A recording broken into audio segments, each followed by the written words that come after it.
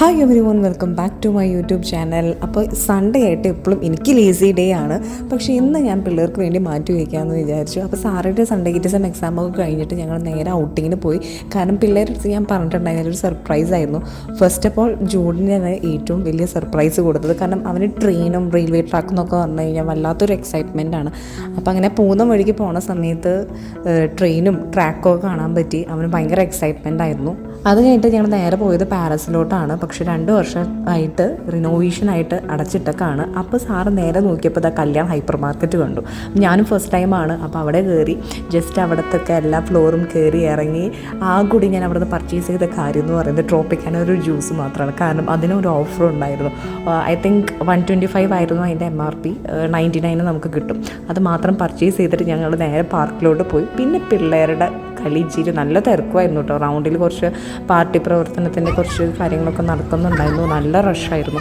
പക്ഷേ അവർ അവരുടേതായ എൻജോയ്മെൻറ്റും കാര്യങ്ങളൊക്കെ ചെയ്തു. അപ്പോൾ ഈ ജ്യൂസ് അതിൽ മുതലായി. പിന്നെ കളിക്കുന്നതിനിടയിൽ സാറ് പറഞ്ഞു, അമ്മ ആകർഷിക്കുന്ന നോക്കിയാൽ നല്ല രസമുണ്ട് കാണാമെന്ന് പറഞ്ഞു. പക്ഷികളിങ്ങനെ പറന്ന് പോകുന്നത്. പക്ഷേ സത്യത്തിൽ വവ്വാലാട്ടോ ഇങ്ങനെ പറന്നുകൊണ്ടിരിക്കുന്നത്. പക്ഷെ നല്ല രസമായിരുന്നു കാണാനായിട്ട്.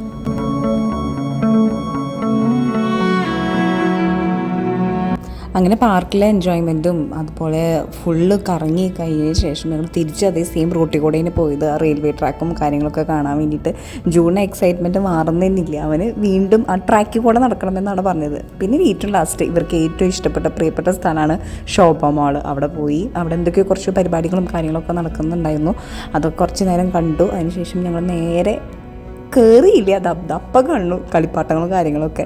അപ്പോൾ അങ്ങനെ ആദ്യം നേരെ അവർ ആ ബസ്സിൽ കയറി. അങ്ങനെ 2 റൗണ്ട് അടിച്ചതിന് ശേഷം പിന്നെ ഞങ്ങൾ നേരെ ബർഗർ സ്പേസിൽ പോയിട്ട് ഇവർക്ക് ബർഗർ എന്ന് പറഞ്ഞാൽ ഭയങ്കര ഒരു എഡിക്ഷൻ ആയിക്കൊണ്ടിരിക്കുകയാണ് ഇപ്പോൾ 2 ദിവസമായിട്ട്.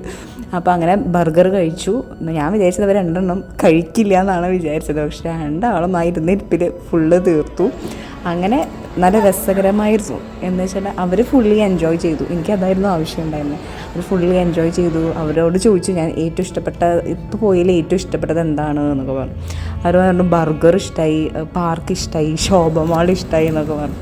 എന്തായാലും പിള്ളേരുടെ സന്തോഷം തന്നെയല്ലേ നമ്മുടെ സന്തോഷം എന്ന് പറയുന്നത്. അങ്ങനെ അവർക്ക് ഒരു ഫുള്ളി എൻജോയ്മെൻറ്റ് കൊടുത്തതിന് ശേഷം വീട്ടിലോട്ട് മടങ്ങി. അപ്പോൾ ടാറ്റ ബൈ ബൈ.